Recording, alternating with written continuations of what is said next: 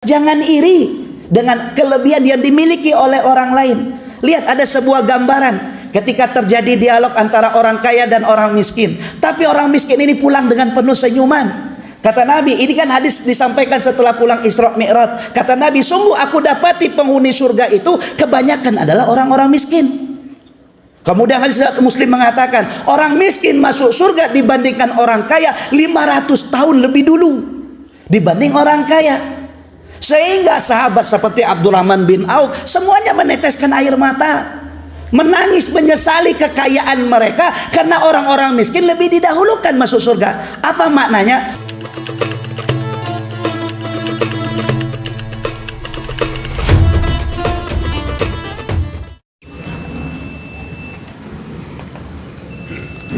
Assalamualaikum warahmatullahi wabarakatuh. Alhamdulillah, alhamdulillahillazi arsala rasulahu bil huda wa dinil haq liyuzhirahu ala dini kulli wa kafa billahi syahida. Asyhadu an la ilaha illallah wahdahu la syarikalah wa asyhadu anna Muhammadan abduhu wa rasuluhu la nabiyya ba'dah. Allahumma shalli ala Muhammad wa ala ali Muhammad. Ya ayyuhallazina amanu taqullaha wa bataghu ilaihil wasilah wattaqullah wa kunu ma'as shadiqin. Qala Allah Ta'ala fil Qur'anil Karim, a'udzubillahi minasyaitonir rajim. Bismillahirrahmanirrahim. Wa la tatamannaw ma faddalallahu bihi ba'dakum ala ba'd. Dan janganlah kalian iri hati terhadap karunia yang telah Allah lebihkan kepada sebagian kamu atas sebagian yang lain. Lirijali nasibum mimma katasabu, karena sungguh bagi seorang laki-laki ada bagian dari atas apa yang telah pernah mereka usahakan. Walin nisa'i nasibum mimma katasabna, dan bagi seorang wanita juga ada kemuliaan atas apa yang telah mereka kerjakan. Was'alullaha min fadlih, maka oleh karena itu mohonlah kepada Allah sebagian dari karunia-Nya. Innallaha kana bikulli syai'in alima, karena sungguh Allah maha mengetahui segala sesuatu.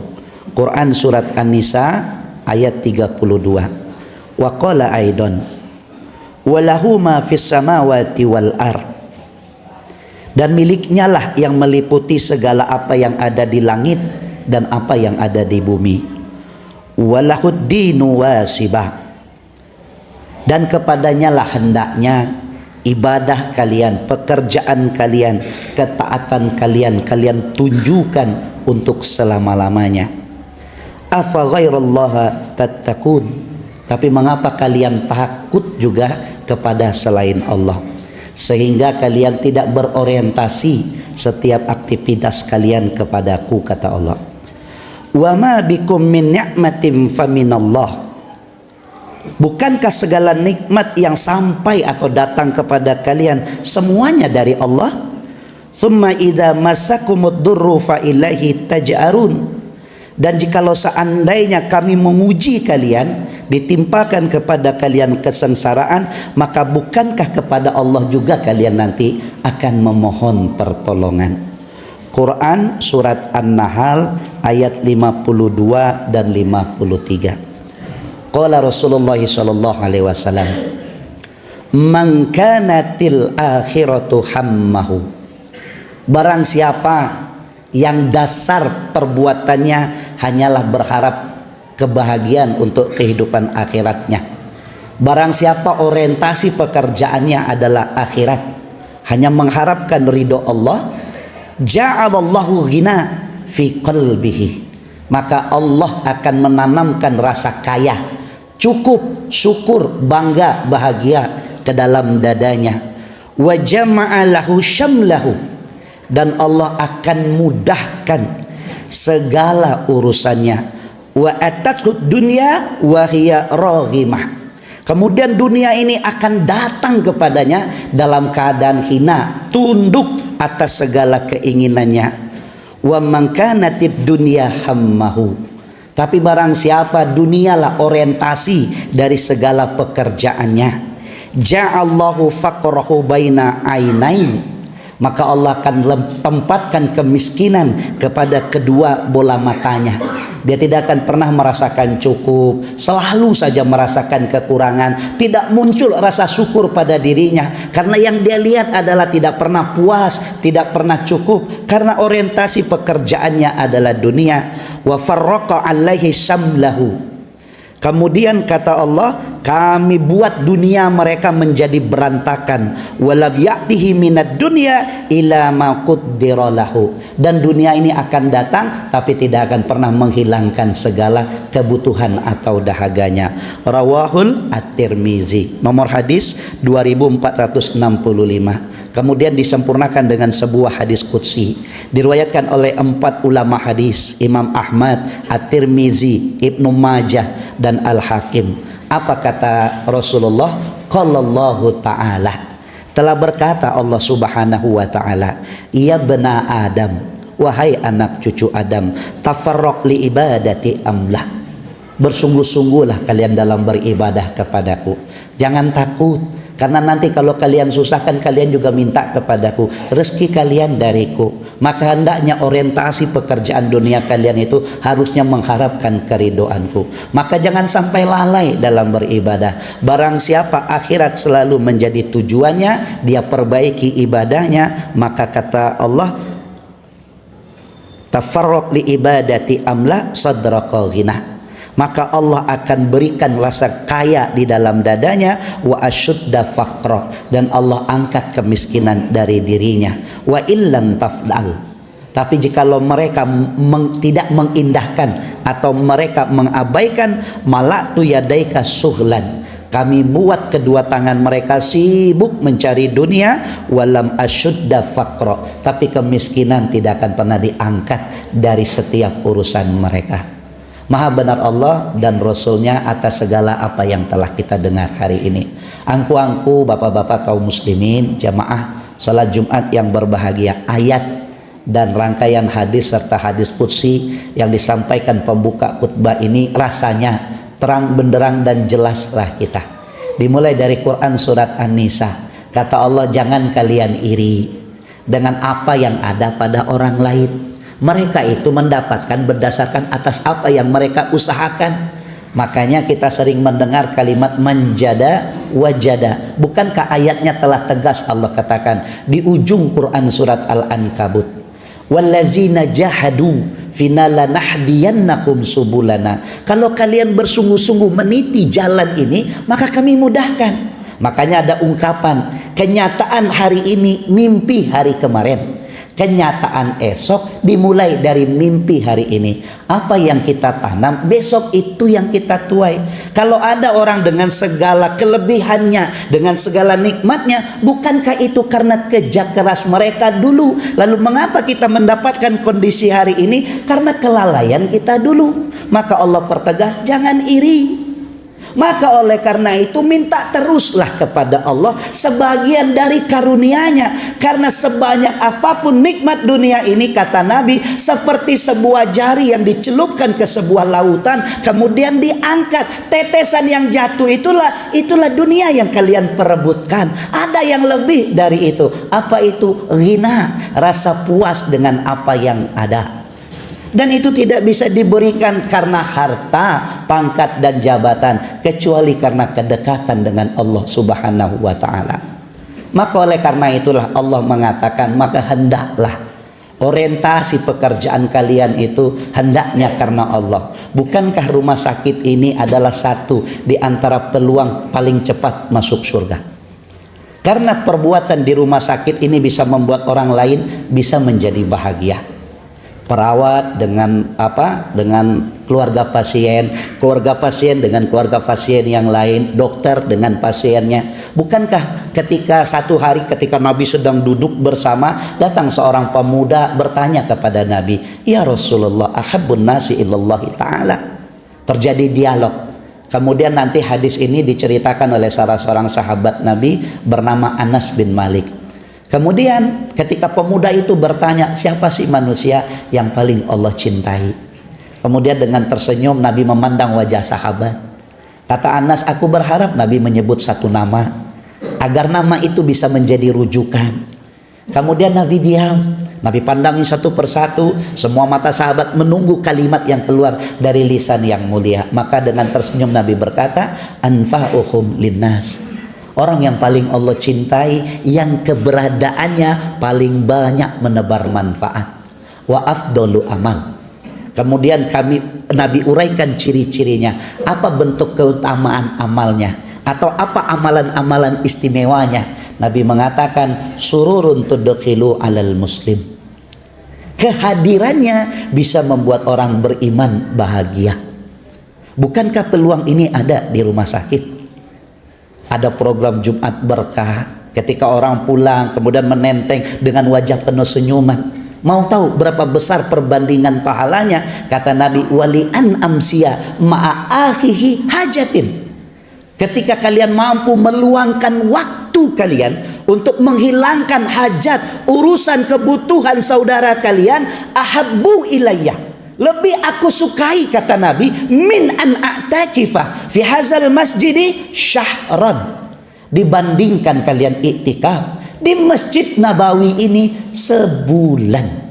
Coba kita lihat berapa besar pahalanya. 2 rakaat sholat di Masjid Nabawi dibandingkan Masjid Ashifa ini nilainya 1000 kali lebih baik. Kalau adalah orang itikaf minimal yang wajibnya 17 kali, tambah nanti sholat sunat rawatibnya 12 kali, 12 rakaat kali 1000, belum nanti duhanya, belum nanti tahajudnya, belum nanti tahiyatul masjidnya, belum nanti sholat sunat wudhunya, belum nanti kalau dia punya hajat pakai sholat sunat hajat, belum lagi kalau dia ingin taubat pakai sholat sunat taubat, belum lagi nanti kalau dia ingin mengerjakan sholat sunat tasbih berdasarkan ilmu yang dia pahami, maka dia kerjakan sholat sunat tasbih. Berapa banyak sholat sunat bahkan tanpa pun ada alasan, lalu nyotaraga sholat sunat, maka disebut namanya sholat sunat mutlak, lalu dia kerjakan, dikumpulkan 24 jam. Berapa banyak kalau dikalikan 1000? Sekarang dia diberi kesempatan iktikaf sebulan. Kali 1000, berapa besar pahalanya? Tetapi kita mampu membuat orang yang awalnya sedih, orang yang awalnya bingung, orang yang awalnya stres, seolah-olah tidak ada harapan demi kesehatan, lalu kita menghadirkan kembali senyuman mereka. Maka kata Nabi, kalau dibandingkan dengan iktikaf sebulan, sungguh perbuatan kalian itu jauh lebih besar nilainya di sisi Allah. Maka ayat ini mengajarkan kepada kita, hadis ini menerangkan kepada kita, apapun orientasi pekerjaan kita, hendaknya haruslah karena niat ibadah, agar dunia kita dapat, akhirat kita tidak lepas. Karena untuk masuk surga tidak harus semuanya menjadi ulama, tidak harus semuanya menjadi dermawan, karena kemampuan kita terbatas. Makanya Allah pertegas, jangan iri dengan kelebihan yang dimiliki oleh orang lain. Lihat, ada sebuah gambaran ketika terjadi dialog antara orang kaya dan orang miskin, tapi orang miskin ini pulang dengan penuh senyuman. Kata Nabi, ini kan hadis disampaikan setelah pulang Isra Mi'raj. Kata Nabi, sungguh aku dapati penghuni surga itu kebanyakan adalah orang-orang miskin. Kemudian hadis Muslim mengatakan, orang miskin masuk surga dibandingkan orang kaya 500 tahun lebih dulu dibanding orang kaya. Sehingga sahabat seperti Abdurrahman bin Auf semuanya meneteskan air mata, menangis menyesali kekayaan mereka karena orang-orang miskin lebih didahulukan masuk surga. Apa maknanya? Mungkin dokter akan terlambat masuk surga, pasien lebih dulu, mungkin orang kaya terlambat masuk surga, orang-orang yang miskin ini lebih dulu. Kenapa? Tidak lama hisapnya. Apa yang mau dihisap? Harta sinado. Apa yang mau dihisap? Ilmu saja tidak banyak. Apa yang mau dihisap? Pengetahuan saja terbatas. Maka pulanglah orang miskin dengan penuh senyuman, sehingga sedihlah orang kaya. Kan ini kan begitu banyak nih cerita-cerita yang bisa kita dapatkan sepulang Nabi Isra Mi'raj. Makanya jangan pernah iri dengan rezeki orang, karena peluang masuk surga itu terbuka lebar dan banyak caranya. Yang terpenting adalah bagaimana pekerjaan kita orientasinya hanyalah keridhaan Allah Subhanahu wa taala. Mungkin profesi kita tukang sapu, mungkin profesi kita security, mungkin kita hanya buruh. Bukankah ada satu cerita inspirasi untuk kita? Satu hari Nabi masuk kota Madinah, bertemu dengan seorang buruh kasar. Ini khotib setiap kali menceritakan kisah ini menjadi inspirasi bahwa pekerjaan ini mudah-mudahan bisa membuat kita mendapatkan ridho Allah. Jadi ketika tukang pemecah batu ini duduk, dia perhatikan tangannya yang mulai malah tua, bengkak-bengkak. Kemudian warna kulitnya memerah karena mungkin cuaca panas dan dingin kota Madinah yang luar biasa. Lalu ketika Nabi masuk kota Madinah, Nabi dapati wajah ini adalah satu di antara jemaah Masjid Nabawi. Kemudian disapa, didekati, kemudian Nabi duduk mendekat kepadanya ketika ia memperhatikan tangannya. Ditanya oleh Nabi, ini tangan kenapa? Dia ceritakan pekerjaannya, hanya seorang buruh. Tugasnya menghancurkan batu lalu mendapatkan upah. Kemudian Nabi bertanya, untuk apa upah itu? Beli gandum ya Rasul. Lalu dengan gandum itu dia olah sampai rumah, bikin roti. Lalu dengan roti itu dia beri makan kepada istri dan anaknya. Dia tidak pernah tinggal sholat di Masjid Nabawi, tapi begitulah aktivitas hari-harinya. Ketika dia menceritakan profesinya, maka meneteslah air mata Nabi. Kemudian tangan itu dicium, yang malah tua-tua itu diambil, dicium oleh Nabi. Lalu disampaikanlah berita gembira yang membuat semua sahabat iri mendengarnya. Apa kata Nabi? Hazihi yadun. Inilah sebuah tangan, la tamassaha narun, yang tidak akan lagi disentuh oleh api neraka abadan, untuk selama-lamanya. Padahal sahabat itu tangannya memegang pedang, mengayunkan pedang demi memerangi orang kafir. Ini masa seorang buruh tangannya tidak disentuh oleh api neraka selama-lamanya? Mereka berharap mendapatkan doa dari Nabi, tapi ternyata buruh kasar ini yang mendapatkan lebih dahulu. Apa maknanya? Pekerjaannya mungkin rendah di mata manusia, tapi pekerjaan itu tidak melalaikannya kepada Tuhannya. Dan dia melakukan pekerjaan itu demi memenuhi kebutuhan keluarga, demi kewajiban sebagai ayah dan seorang suami. Tapi inilah berita gembira. Tidakkah kita ingin bapak-bapak dan angku-angku, bukan hanya tangan yang Allah haramkan, tapi mulai dari ujung rambut paling atas sampai yang paling bawah, semuanya Allah haramkan dari neraka. Itu hanya bisa kita dapatkan ketika pekerjaan itu tidak membuat kita lalai dari Allah Subhanahu wa Ta'ala. Maka inilah nikmat pertama yang coba diingatkan pada diri khotib dan semua kita yang hadir. Kenapa kalimat ini penting? Yang pertama, kita sudah mulai mendekati bulan Ramadan. Ada sepenggal doa yang kita minta selalu kita baca berulang-ulang. Allahumma barik lana fi Sya'ban, karena Rajab sudah habis. Wa balighna, lalu kita berharap agar Allah memanjangkan umur kita untuk bisa bertemu dengan Ramadan. Kenapa ini penting untuk diingatkan? Ada sebuah hadis sahih yang diriwayatkan oleh Imam At-Tirmizi dari sahabat Nabi Tolha bin Ubaidillah. Hadis ini juga diriwayatkan oleh Imam Ibnu Majah. Jadi Tolha bin Ubaidillah ini memiliki dua orang sahabat, pemuda Bali dari suku Qud'ah. Jadi dua pemuda ini cukup menarik perhatian karena mereka selalu saja berlomba-lomba dalam kebaikan. Jadi kalau ada kawan pertama bersedekah 10.000, kawan keduanya sabaleh. Mendanga kawan kedua sabaleh, kawan pertamanya tambah 2.000, nyo 2 leh. Mencalik kawan kedua 2.000, nyo tambah lo 2.000, hanya 3 baleh. Sehingga mereka saling berlomba-lomba. Satu hari datang panggilan jihad dan kedua-duanya mendaftar. Dan dalam peristiwa itu sahabat yang pertama syahid lebih dulu. Setelah itu beberapa tahun sahabat kedua di tahun setelahnya baru meninggal. Tidak disebutkan oleh Tolha bin Ubaidillah. Tolha ini satu di antara sahabat yang dijanjikan masuk surga ketika masih hidup. Kan ada 10 sahabat yang dijanjikan masuk surga, disampaikan berita gembiranya oleh Nabi ketika mereka masih hidup di dunia. Satu di antara itu adalah bernama Tolha bin Ubaidillah ini. Lalu Tolha itu melihat orang yang kedua ini mati setahun setelah kematian saudaranya yang pertama.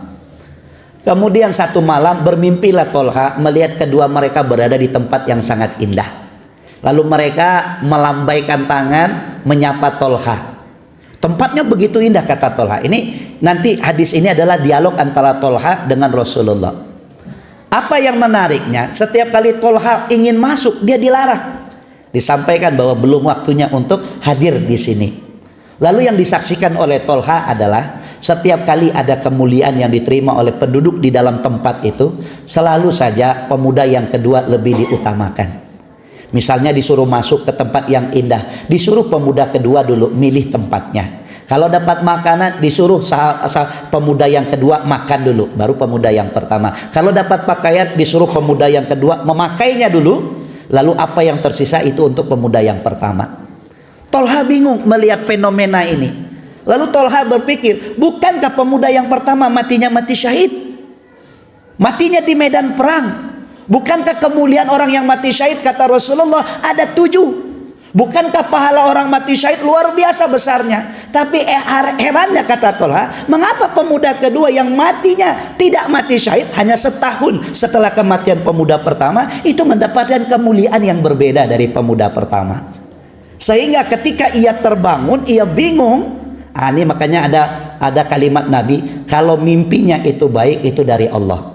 Tapi kalau mimpinya jahat itunya dari setan. Maka kata Nabi, jangan cerita, lalu kalau bangun meludahlah 3 kali ke sebelah kiri. Maka ini kan hadisnya disampaikan begitu. Maka Tolha ceritakan kepada Nabi, ya Rasulullah, inilah yang aku lihat pada 2 pemuda itu. Nah, dialog Tolha inilah yang menjadi pelajaran untuk kita. Apa kata Nabi? Alaisa qad makasa ba'da haza ba'da sanah. Bukankah pemuda yang kedua itu diberikan kesempatan hidup setahun setelah pemuda yang pertama? Qalu bala. Benar, tentu ya Rasulullah. Qala, berkata Nabi, wa adraka Ramadan. Bukankah dia diberikan lagi kesempatan bertemu dengan Ramadan? Fasamahu. Lalu ia bisa kembali puasa. Wa shollah. Kemudian dia bisa kembali mengerjakan sholat. Kaza wa kaza. Seperti ini dan seperti ini. Min sajdatin fis sanah. Dan bukankah ia diberi kesempatan lagi bisa sujud di hadapan Tuhannya setahun lagi? Qalu bala.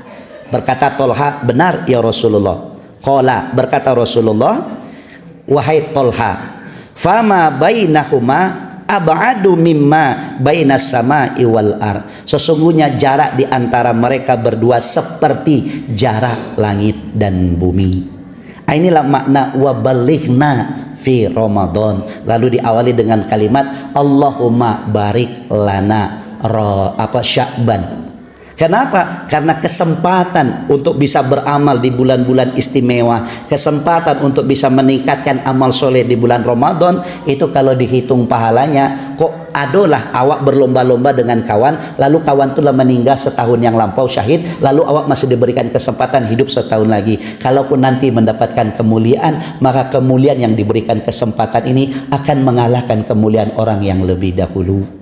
Makanya kalimatnya wabalighna, sampaikan kami, pertemukan kami ya Allah dengan Ramadan. Kok kan mati sudah Ramadan dah ada. Kalau boleh meminta. Tapi kalau lebih bisa bertamu taruh jo Ramadan, inilah harapan kita. Maka oleh karena itu angku bapak-bapak, selagi kesempatan masih ada, kesehatan masih ada, kelebihan masih Allah berikan, maksimalkan. Dan jangan iri, karena setiap orang ada caranya untuk mendapatkan kemuliaan Allah Subhanahu wa ta'ala. Orang kaya bisa masuk surga lewat pintu mana saja, kata Nabi. Kenapa? Peluang amalnya terbuka lebar. Tapi orang miskin bisa lebih cepat masuk surga dibandingkan orang kaya. Maknanya setiap orang punya kelebihan, tinggal maksimalkan saja kelebihan setiap kita. Fa'tabiru ya ulil absar la'allakum turhamun.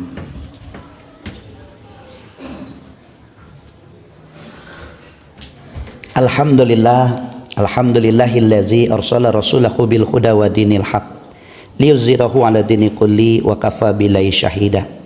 Asyhadu an la ilaha illallah wahdahu la syarikalah wa asyhadu anna Muhammadan abduhu wa rasuluhu la nabiyya ba'da.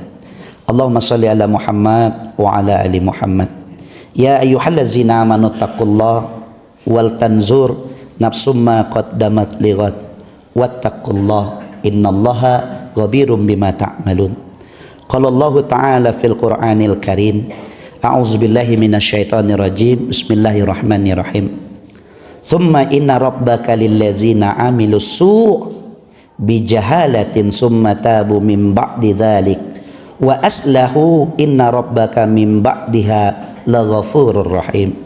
Kemudian sesungguhnya Tuhanmu akan mengampuni orang-orang yang mengerjakan kesalahan karena kebodohan mereka. Kemudian mereka mau bertobat. Setelah itu mereka perbaiki diri mereka. Sungguh kabarkan kepada mereka Tuhanmu itu setelah melihat kalian benar-benar bertaubat, maka dia maha pengampun dan lagi maha penyayang. Maka itulah mengapa Nabi mengatakan wa atbi'is sayyi'atal hasanata tamhuha. Senantiasalah selalu melakukan kebaikan setiap kalian melakukan kekhilafan, kesalahan, karena fungsi kebaikan tamhuha, menjadi penghapus dari kesalahan. Selagi ada kesempatan, maksimalkan. Innallaha wa malaikatahu yusholluna 'alan nabi ya ayyuhallazina amanu sallu alaihi wasallimu taslima. Allahumma salli ala Muhammad wa ala ali Muhammad kama shallaita ala Ibrahim wa ala ali Ibrahim wa barik ala Muhammad wa ala ali Muhammad kama barakta ala Ibrahim wa ala ali Ibrahim fil alamin innaka Hamidum Majid. Allahumma ighfir lana muslimin wal muslimat wal mu'min wal mu'minat al ahya'i minhum wal amwat innaka qaribun mujibud da'wat ya qadiyal hajat. Allahumma ighfir lahum warhamhum wa'afihi wa'fu anhum wa akrim nuzulahum wa wasi' madkhalahum wa adkhilna jannata maswahum. Allahumma ansuril Islam wal muslimin fi kulli makan wa fi kulli zaman wa bil khususan Syam wa bil khususan Irak wa bil khususan Yaman wa bil khususan Indonesia. Wa azilla syirka wal musyrikin wal munafikin wal kafirin wa dammir a'da'aka a'da'ad din ya arhamar rahimin. Rabbana hablana min azwajina wa zurriyatina qurrata a'yun waj'alna lil muttaqina imama. Rabbana atina fid dunya hasanah wa fil akhirati hasanah wa qina azabad dunya wa qina azabal kubur wa qina azabal yaumil mahsyar wa qina azaban nar. Ibadallah, innallaha ya'muru bil adli wa ihsan wa ita'izil qurba wa yanha 'anil fahsya'i wal munkari wal baghi ya'izukum la'allakum tadhakkarun wa la zikrullahi akbar.